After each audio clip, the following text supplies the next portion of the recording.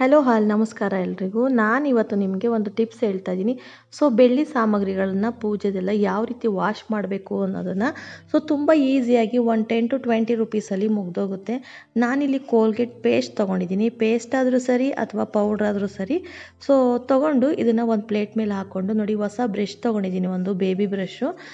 ಅದ್ರ ಸಹಾಯದಿಂದ ನೀಟಾಗಿ ನೋಡಿ, ಎಲ್ಲ ಒಂಥರ ಕಲರ್ ಶೇಡ್ ಆದಂಗೆ ಆಗಿರುತ್ತೆ ಅಲ್ವಾ ಬೆಳ್ಳಿ. ಬೆಳ್ಳಿನ ನಾವು ಯೂಸ್ ಮಾಡ್ತಾಯಿದ್ರೆ ಶೈನಿಂಗ್ ಆಗಿರುತ್ತಂತೆ. ಒಂದೇ ಕಡೆ ಇಟ್ಬಿಟ್ರೆ, ಅದು ಯೂಸ್ ಮಾಡ್ದಲೇ ಇಟ್ಟರೆ, ಯಾವತ್ತೋ ಒಂದು ದಿವಸ ಯೂಸ್ ಮಾಡೋ ಥರ ಆದರೆ ಅದು ಈ ಕಲರ್ ಬರುತ್ತೆ ಅಂತ ಹೇಳ್ತಾರೆ. ಅದು ಸತ್ಯನೇ ಇರ್ಬೋದು. ಯಾಕೆಂದರೆ ನಾನು ಡೈಲಿ ಯೂಸ್ ಮಾಡೋ ಅಂಥದ್ದೆಲ್ಲ ಕಲರ್ ತುಂಬ ಚೆನ್ನಾಗಿರುತ್ತೆ. ಯಾವತ್ತೋ ಹಬ್ಬಕ್ಕೆ ಒಂದೊಂದು ಸಲ ತೆಗೆದು ಯೂಸ್ ಮಾಡ್ತೀವಲ್ವ, ಅದೆಲ್ಲ ಈ ಥರ ಕಲರ್ ಆಗಿರುತ್ತೆ.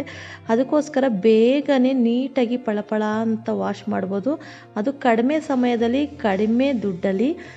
ನಾನಿಲ್ಲಿ ಒಂದು ಬ್ರಷ್ಷು ಮತ್ತು ಒಂದು ಪೇಸ್ಟ್ ತೊಗೊಂಡು ನಾನು ಬೆಳ್ಳಿ ಏನು ಪೂಜೆ ಸಾಮಗ್ರಿಗಳಿರುತ್ತಲ್ವ, ಅದಕ್ಕೆಲ್ಲ ನೀಟಾಗಿ ಪೇಸ್ಟ್ನ ಈ ಥರ ಅಪ್ಲೈ ಮಾಡ್ತಾಯಿದ್ದೀನಿ, ಏನು ಬ್ರಷ್ ಸಹಾಯದಿಂದ. ನೋಡಿ, ಬ್ರಷ್ಷು ಬೇಬಿ ಬ್ರಷ್ ತೊಗೊಂಡಿರೋದ್ರಿಂದ ಚಿಕ್ಕದಿರುತ್ತೆ ಅಲ್ವಾ. ಈ ಥರ ಸಣ್ಣ ಸಣ್ಣ ದೀಪಗಳ, ಆರತಿ ದೀಪಗಳಿಗೆಲ್ಲ ನೀಟಾಗಿ ಹಾಕ್ಬೋದು. ನೋಡಿ, ತುಂಬಾ ಗಲೀಜಾದಂಗೆ ಅನಿಸ್ತಾ ಇರುತ್ತೆ. ನೀವು ಕೊನೆಯವರೆಗೂ ವಿಡಿಯೋ ನೋಡಿ, ಸ್ಕಿಪ್ ಮಾಡ್ದಲೇ ನಿಮಗೆ ರಿಸಲ್ಟು ಗೊತ್ತಾಗುತ್ತೆ. ಆಟೋಮೆಟಿಕ್ಕಾಗಿ ಒಂದು 10 to 15 ಮಿನಿಟ್ಸ್ ಒಳಗಡೆ ತುಂಬ ಏನು ಈ ಥರ ಪಾತ್ರೆಗಳನ್ನೆಲ್ಲ ನೀಟಾಗಿ ತೊಳ್ಕೊಬೋದು, ಬೆಳ್ಳಿ ಸಾಮಗ್ರಿಗಳೆಲ್ಲ. ನೀವೇ ಇದನ್ನು ನೋಡ್ಬೋದು. ನೋಡಿ, ಇದು ಅಷ್ಟೇ, ಕಾಮಾಕ್ಷಿ ದೀಪ ನಾನು ದಿನ ಹಚ್ಚೋದಿಲ್ಲ, ಹಾಗಾಗಿ ಕಲರ್ ಫುಲ್ ಚೇಂಜ್ ಆಗಿದೆ, ನಿಮಗೆ ಕಾಣಿಸ್ತಿರ್ಬೋದು. ಇದು ಕೊನೆಯಲ್ಲಿ ನೋಡಿ ಎಷ್ಟು ಚೆನ್ನಾಗಾಗುತ್ತೆ ಅಂದರೆ ತುಂಬಾ ಚೆನ್ನಾಗಿ ರಿಸಲ್ಟ್ ಕೊಡುತ್ತೆ. ಇದು ಪೇಸ್ಟ್ಗಿನ್ನ ಪೌಡ್ರ್ ಹಾಕಿದ್ರೆ ಇನ್ನೂ ಚೆನ್ನಾಗಿರುತ್ತೆ. ನನಗೆ ಇಲ್ಲಿ ಇವಾಗ ಪೌಡ್ರು ಸ್ವಲ್ಪ ಸಿಗಲಿಲ್ಲ, ಹಾಗಾಗಿ ನಾನಿಲ್ಲಿ ಪೇಸ್ಟ್ನೇ ಯೂಸ್ ಮಾಡಿ ತೋರಿಸ್ತಾ ಇದ್ದೀನಿ. ನೋಡಿ, ಈ ಥರ ಆಗಿದೆ. ಇದು ಸ್ವಲ್ಪ ನೀರಿದ್ರೂ ಅಥವಾ ಹಾರ್ಡ್ ವಾಟರ್ ಇದ್ರೂ ಈ ಥರ ಆಗುತ್ತೆ ಅಂತಾರೆ. ಸಾಲ್ಟ್ ಇರೋ ವಾಟರ್ ಆದರೆ. ಇದನ್ನು ನಾನಿವಾಗ ನೀಟಾಗಿ ಪೇಸ್ಟ್ ಹಾಕಿ ಇಟ್ಟು ಒಂದು 5 ಮಿನಿಟ್ಸು ಎಲ್ಲದಕ್ಕೂ ಪೇಸ್ಟ್ನ ಅಪ್ಲೈ ಮಾಡಿ, ಒಂದು 5-10 ನಿಮಿಷ ಆದಮೇಲೆ ಈ ಥರ ಡಬಲ್ ಸೈಡ್ ಸ್ಕ್ರಬ್ಬರ್ ಇರುತ್ತಲ್ವ, ಒಂದು ಕಡೆ ಸಾಫ್ಟು, ಇನ್ನೊಂದು ಕಡೆ ರಫ್ಫು.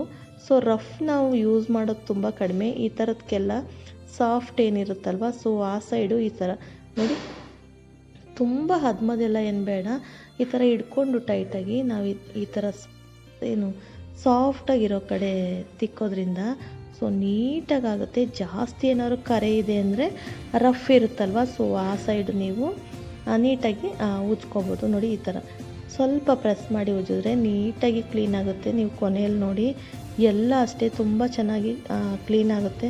ಈ ಟಿಪ್ಸು ನಿಮ್ಗೇನಾದ್ರು ಇಷ್ಟ ಆಯಿತು ಅಂದರೆ ಕೊನೆಯಲ್ಲಿ ಒಂದು ಲೈಕ್ ಮಾಡಿ, ಶೇರ್ ಮಾಡಿ, ಹಾಗೆ ಕಮೆಂಟ್ ಮಾಡಿ, ಕೊನೆವರೆಗೂ ವಿಡಿಯೋ ನೋಡಿ. ನಮ್ಮನೇಲಂತೂ ಈ ಬೆಳ್ಳಿ ಪಾತ್ರೆಗಳು ಯಾವತ್ತೋ ಒಂದೊಂದಿನ ಯೂಸ್ ಮಾಡೋದೆಲ್ಲ ಇದೇ ಥರ ಕಲರ್ ಬಂದಿರುತ್ತೆ. ಅದೇ ಥರ ಲೇಡೀಸ್ಗೆಲ್ಲ ಹಬ್ಬಗಳು ಬಂತು ಅಂದರೆ ಇದನ್ನು ತಿಕ್ಕೋದೇ ಒಂದು ದೊಡ್ಡ ಕೆಲಸ. ಮಾಮೂಲಿ ಆದರೆ ಈ ಸ್ಕ್ರಬ್ಬರಲ್ಲಿ ತಿಕ್ಕಿ ಎತ್ತಿಟ್ಬಿಡ್ತೀವಲ್ವ. ಈ ಬೆಳ್ಳಿ ಪೂಜೆದೆಲ್ಲ ಇದೇ ಥರ ಆದರೆ ಅದನ್ನು ತಿಕ್ತಾ ಕೂತ್ಕೋಬೇಕಲ್ವ. ಹಾಗಾಗಿ ಈ ಟಿಪ್ಸು ಎಲ್ರಿಗೂ ಯೂಸ್ ಆಗುತ್ತೆ ಅಂದ್ಕೊಂಡಿದ್ದೀನಿ. ನೋಡಿ, ಈ ದೀಪನೂ ಅಷ್ಟೇ, ಇವಾಗ ಒಂದು 5 ಮಿನಿಟ್ಸ್ ಎಲ್ಲದಕ್ಕೂ ಅಪ್ಲೈ ಮಾಡಿ ಸ್ಕ್ರಬ್ಬರಿಂದ ಒಂದು ಸಲ ತಿಕ್ಕಿದ್ದೀನಿ. ಇವಾಗ ನೀವೇ ನೋಡ್ರಂತೆ ಎಷ್ಟು ಚೆನ್ನಾಗಾಗುತ್ತೆ ಅಂತ. ಆಮೇಲೆ ಇನ್ನೊಂದು ವಿಷಯ, ಏನು ಮೇಡಮ್ ಸಿಂಕಲ್ಲೇ ತೊಳಿತಾ ಇದ್ದೀರಾ ಅಂತ ಕಮೆಂಟ್ ಮಾಡ್ತೀರಾ. ನಾನು ಈ ಸಿಂಕಲ್ಲಿ ಪಾತ್ರೆಗಳನ್ನ ತೊಳೆಯೋಲ್ಲ, ಅಂದರೆ ಟಿಫನ್ದಾಗಿರ್ಬೋದು ಅಥವಾ ನನ್ನ ಅಡುಗೆ ತಿಂಡಿ ಏನು ಮಾಡೋದಾದ್ರೂ ನಾನು ಇದರಿಂದ ಏನು ಇಲ್ಲಿ ತೊಳೆಯಲ್ಲ. ಸರ್ವಿಸ್ ಏರಿಯಾದಲ್ಲಿ ಒಂದು ಸಿಂಕ್ ಇದೆ, ಅಲ್ಲಿ ಅದಕ್ಕೆ ಅಂತಲೇ ಹಾಕಿಸ್ಕೊಂಡಿರೋದು. ಇದು ಬರೀ ಪೂಜೆದು ಅಷ್ಟೇ ತೊಳಿತೀನಿ. ಇಲ್ಲಿ ಎಂಜಲು ತಟ್ಟೆ ಪ್ಲೇಟು ಈ ಥರ ಎಲ್ಲ ಏನೂ ತೊಳೆಯಲ್ಲ. ಅದನ್ನು ನೀವು ಕಮೆಂಟಲ್ಲಿ ಹಾಕಬೇಡಿ, ಅದಕ್ಕೆ ನಾನು ಫಸ್ಟೇ ಹೇಳ್ತಾ ಇದ್ದೀನಿ. ನೋಡಿ, ಈ ಚೊಂಬೆಲ್ಲ ಎಷ್ಟು ನೀಟಾಗಾಯಿತು ನೋಡಿ ನೀವೇ. ಫೈನಲಿ ಎಲ್ಲ ಏನು ಪೂಜೆ ಸಾಮಗ್ರಿಗಳನ್ನು ತಿಕ್ಕಿ ನೀಟಾಗಿ ತೊಳೆದು ಆಯಿತು.